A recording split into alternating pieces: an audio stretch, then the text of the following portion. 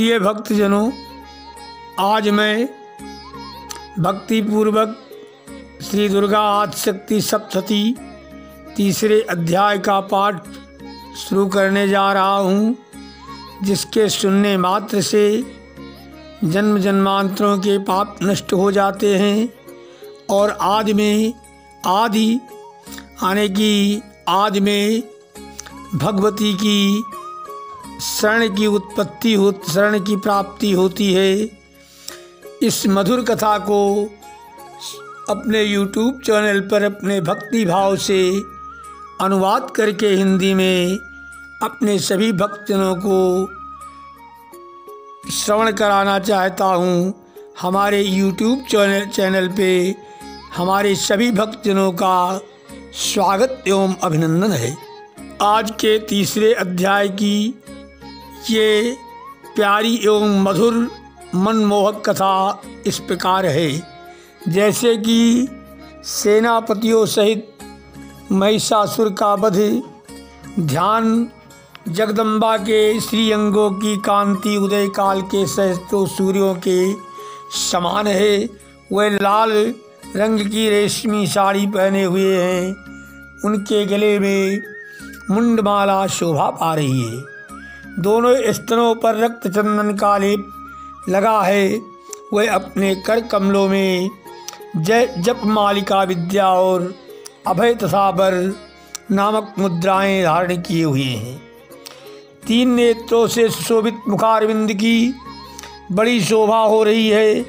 उनके मस्तक पर चंद्रमा के साथ ही रत्नमय मुकुट बंधा है तथा वे कमल के आसन पर विराजमान है। ऐसी देवी को मैं भक्ति पूर्वक प्रणाम करती हूँ। श्री ऋषि कहते हैं, दैत्यों की सेना को इस प्रकार तहस नहस होते देख महादैत्य सेनापति चिच्छुर क्रोध में भरकर अंबिका देवी से युद्ध करने के लिए आगे बढ़ा। वो असुर रणभूमि में देवी के ऊपर इस प्रकार बाणों की वर्षा करने लगा जैसे बादल मेरुगिरी के शिखर पर पानी के धार वर्षा रहा हो।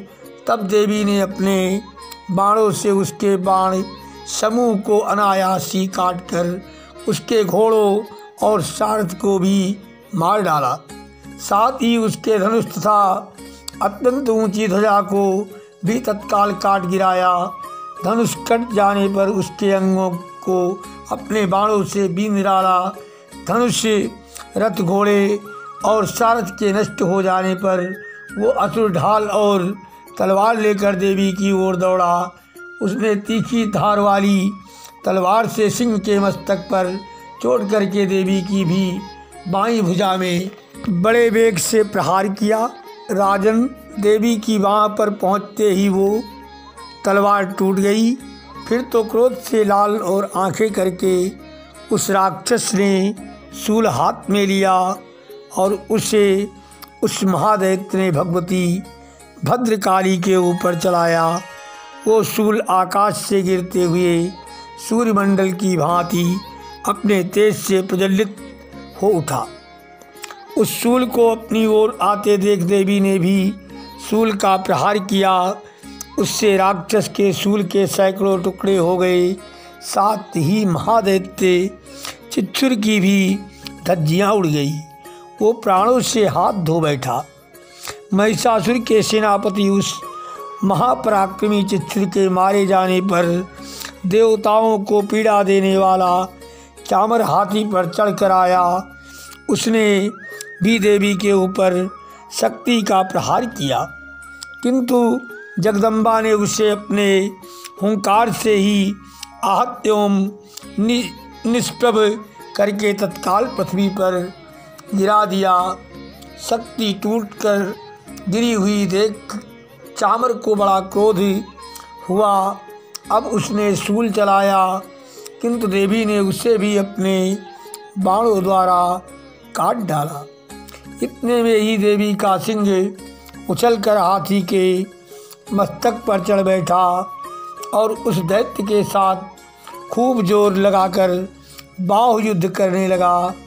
वे दोनों लड़ते लड़ते हाथी से पृथ्वी पर आ गए और अत्यंत क्रोध में भयंकर एक दूसरे पर बड़े भयंकर प्रहार करते हुए लड़ने लगे। तदनंतर सिंह बड़े वेग से आकाश की ओर उछला और उधर से गिरते समय उसने पंजों की मार से चामर का सिंह धड़ से अलग कर दिया। इसी प्रकार उदग्र भी शिला और वृक्ष आदि की मार खाकर रणभूमि में देवी के हाथ से मारा गया तथा कराल भी दांतों, मुक्कों और थप्पड़ों की चोट से धराशायी हो गया।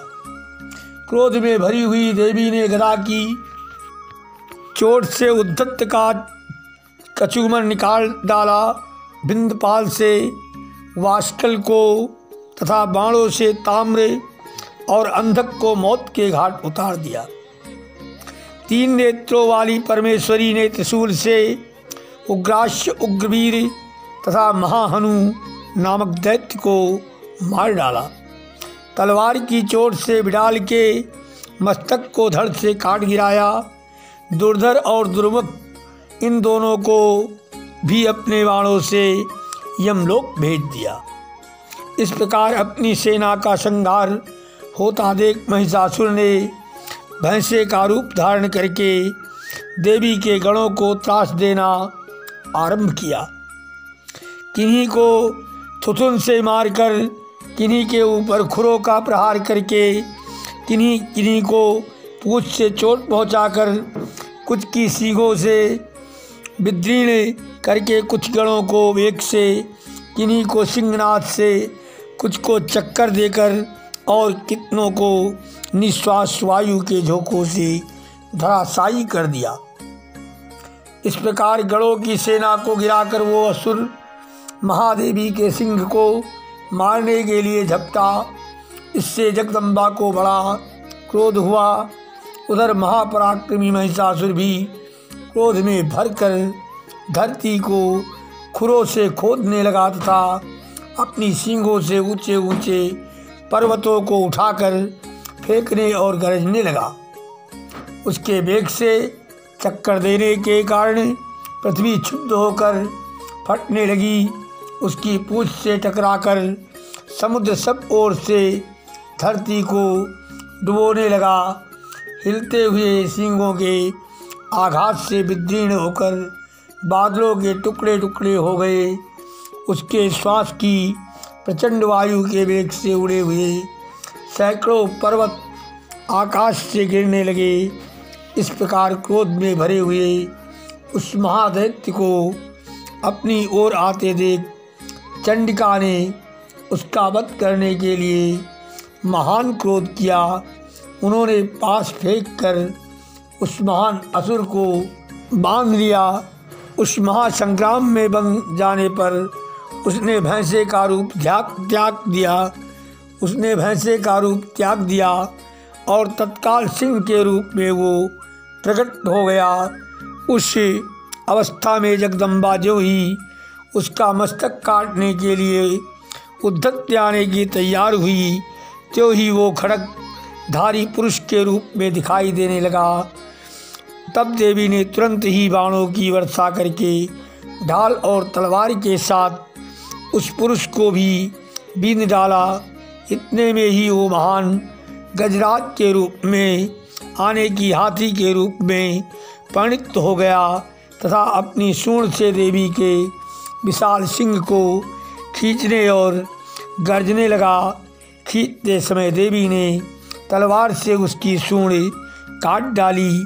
तब उस महादैत्य ने पुनः भैंसे का शरीर धारण कर लिया और पहले की ही भांति चराचर प्राणियों सहित तीनों लोकों को व्याकुल करने लगा।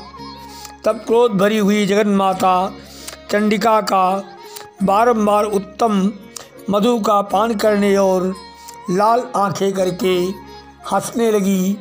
उधर वो बल और पराक्रम के मत से उन्मत्त हुआ राक्षस गर्जने लगा और अपने सींगों से चंडी के ऊपर पर्वतों को फेंकने लगा। उस समय देवी अपने बाणों के समूहों से उसके फेंके हुए पर्वतों को चूर्ण करती हुई बोली। बोलते समय उनका मुख मधु के मत से लाल हो रहा था और वाणी लड़खड़ा रही थी। देवी ने कहा, ओ मूढ़, मैं जब तक मधु पीती हूँ तब तक तू क्षण भर के लिए खूब गर्ज ले। मेरे हाथ से यही तेरी मृत्यु हो जाने पर अब शीघ्र ही देवता भी गर्जना करेंगे। ऋषि कहते हैं, यो कहकर देवी उछली और उस महादैत्य के ऊपर चढ़ गई। फिर अपने पैर से उसे दबाकर उन्होंने शूल से उसके कंठ में आघात किया। उनके पैर से दबा होने पर भी महिषासुर अपने मुख से दूसरे रूप में बाहर होने लगा। अभी आधे शरीर से ही वो बाहर निकलने पाया था कि देवी ने अपने प्रभाव से उसे रोक दिया। आधा निकला होने पर भी वो महादैत्य देवी से युद्ध करने लगा। तब देवी ने बहुत बड़ी तलवार से उसका मस्तक काट गिराया। फिर तो हाहाकार करती हुई दैत्यों की सारी सेना भाग गई तथा संपूर्ण देवता अत्यंत प्रसन्न हो गए। देवताओं ने दिव्य महर्षियों के साथ दुर्गा देवी का स्तवन आने की प्रार्थना किया। गंधर्वराज गाने लगे तथा अप्सराएं नृत्य करने लगी। देवताओं ने दिव्य महर्षियों के साथ दुर्गा देवी का स्तवन किया। गंधर्वराज गाने लगे तथा अप्सराएं नृत्यगान करने लगी। इस प्रकार श्री मार्कंडेय पुराण में श्रावण के मनवंतर की कथा के अंतर्गत देवी महात्म्य में महिषासुर वध नामक तीसरा अध्याय पूरा हुआ। इति शुभम सर्वबाधा विमुक्तो धन धान्यम स्थानिता मनुष्योत्मत्प्रसादेन भविष्यति न संशया। प्रिय भक्तजनों, मैं दुर्गा सप्तशती के तीसरे अध्याय की कथा आप सभी लोगों को श्रवण कराया और मधुर पान कराया, जिसके सुनने मात्र से मनुष्य सुख संपत्ति आदि से संपन्न होकर के भगवती के चरणारविंद को प्राप्त होता है। और आगे की कथा हम अगले वीडियो में चौथे अध्याय दुर्गा सप्तशती का आप सभी लोगों तक अनुवाद करके पहुंचाएंगे। अगर वीडियो आपको पसंद आई हो तो इस चैनल को सब्सक्राइब करें